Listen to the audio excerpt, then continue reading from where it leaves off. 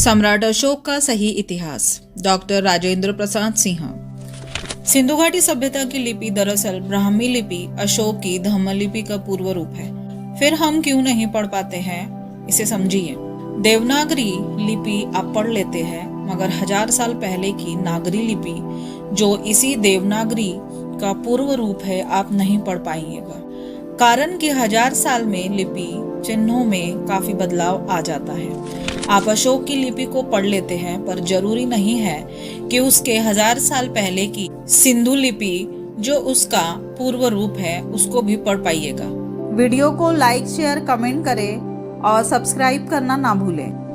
कोई भी अज्ञात लिपि तब पढ़ी जाती है जब उसका द्विभाषी अभिलेख मौजूद हो, जिसमें कि एक लिपि ज्ञात हो। अशोक के अभिलेख द्विभाषी है, इसीलिए वे पढ़े जा सके हैं, या फिर अभिलेख काफी लंबे हो ताकि बार बार किसी खास लिपि चिन्ह को आने पर उसके संकेतों को पकड़ा जा सके।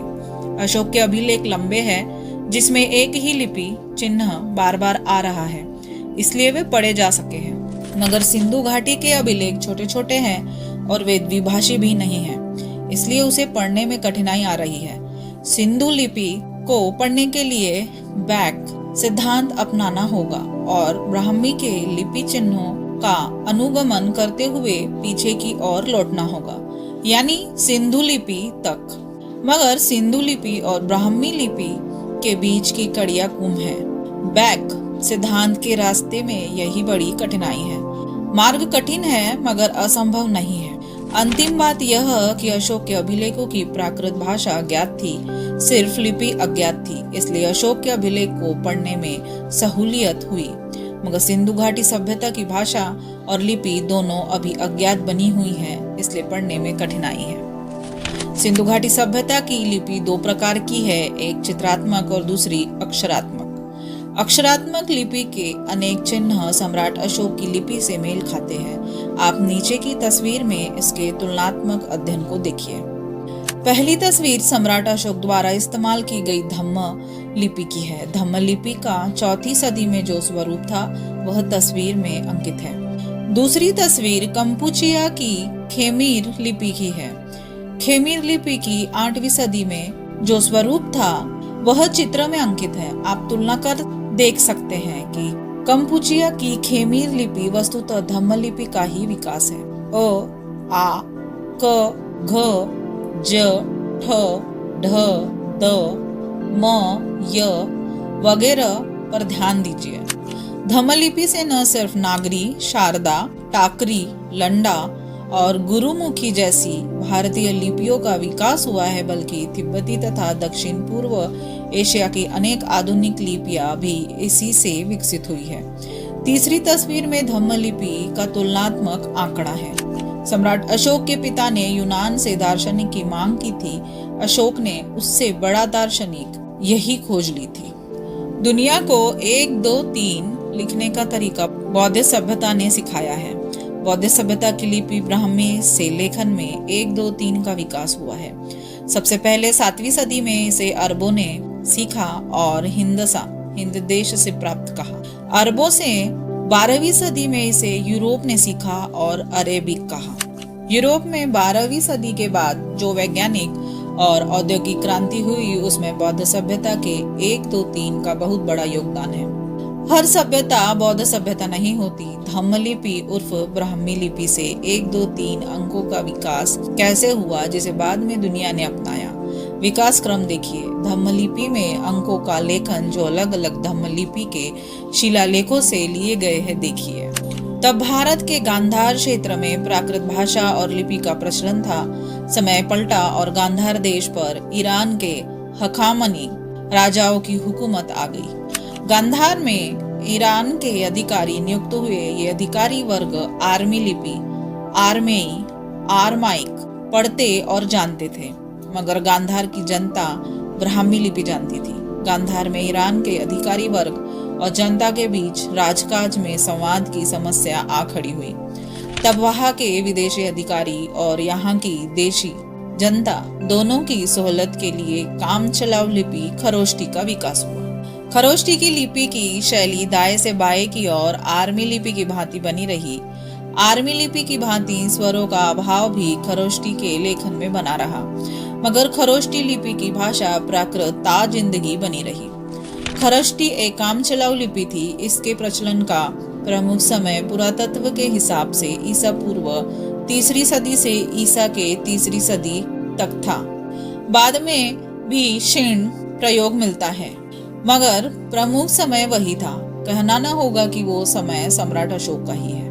भारत में हाथियों के संरक्षण के लिए 1992 में गजतमे नाम से एक परियोजना की शुरुआत की गई थी। वह सम्राट अशोक के कालसी शिलालेख का हाथी है, जिसके नीचे ब्राह्मी लिपि में गजतमे लिखा हुआ है। यह पशुओं के नीचे नाम लिखे जाने का संभवतः भारत में प्रथम उदाहरण है। अशोक चक्र भी सम्राट अशोक के नाम पर है। इसका आरंभ 4 जनवरी 1952 को हुआ था। यह भारत का सर्वोच्च वीरता पदक है। चक्र के केंद्र में अशोक चक्र की प्रतिकृति उत्कीर्ण होती है। पश्चभाग पर हिंदी तथा अंग्रेजी में अशोक चक्र लिखे होते हैं। सही अर्थों में सम्राट अशोक प्रथम राष्ट्रीय शासक थे, जिन्होंने पूरे राष्ट्र को एक भाषा और लिपि देकर एकता के सूत्र में बांध दिए। स्वतंत्र भारत ने सारनाथ स्तंभ की सिंह शीर्ष को अपने राज चिन्ह के रूप में ग्रहण कर मानवता के इस महान नायक के प्रति अपनी सच्ची श्रद्धांजलि अर्पित की है। अशोक चक्र ने स्तूप कला को प्रभावित किया। स्तूप का नाम सुनते ही दिमाग में एक अर्ध गोलाकार संरचना की तस्वीर उभरती है। लेकिन रुकिए, हर जगह का स्तूप अर्ध गोलाकार नहीं है। एक स्तूप धम्मचक्र के आकार का है, जिसमें 8 आरे बने हुए हैं। धम्मचक्र में भी 8 आरे हैं। एक दूसरे स्तूप में आरों की संख्या क्रमशः 12, 24 और 32 है। बीच की संख्या अशोक चक्र की याद दिलाती है। अशोक चक्र में भी 24 आरे हैं। ऐसे स्तूप पंजाब के जिला फतेहगढ़ साहिब के गांव संघोल में मिले हैं। कभी संघोल में भिक्षु संघ था, इसीलिए इसका नाम संघोल है। स्तूप की खुदाई 1968 में हुई थी। स्तूप से एक सोप पत्थर की मंजूषा मिली है। मंजूषा के ढक्कन पर खरोष्टी लिपि में एक बौद्ध स्कॉलर का नाम लिखा है। वह स्कॉलर भद्रक थे। उन्हीं का अस्थि भस्म उस मंजूषा में है। सम्राट अशोक ने वास्तुकला के इतिहास में एक नई शैली चलाई। गया के निकट बराबर की पहाड़ियों में अशोक ने आजीविकों को गुहा दान दिए। गुहा के अंदर चमकती हुई पालिश है। जाहिर है कि चैत्यों का मौलिक विकास अशोक के समय में आरंभ हुआ।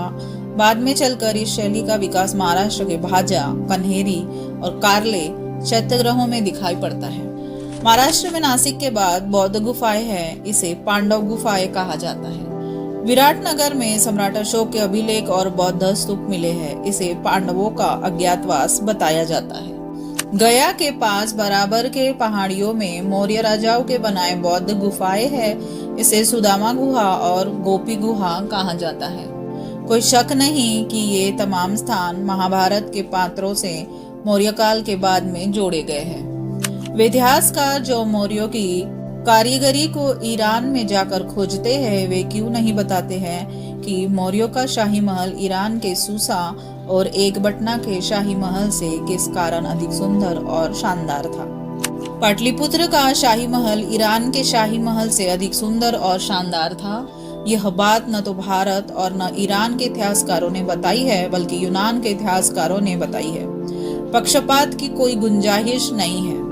अब अशोककालीन रामपुरवा के इस बैल की मूर्ति को लीजिए। देखिए, पूरा मूर्ति विन्यास सिंधु घाटी के उस कुबड़दार वृषभ तथाकथित से मेल खाता है। यदि कोई शक हो तो फिर मौर्यकालीन इस हाथी के उत्कीर्णन को देखिए, वो भी सिंधु घाटी सभ्यता के सीलों पर उत्कीर्ण हाथी से कैसे मेल खाता है। भला जिस देश के पास सिंधु घाटी की विरासत हो, वह कहाँ कहाँ की जूठन खाता चलेगा।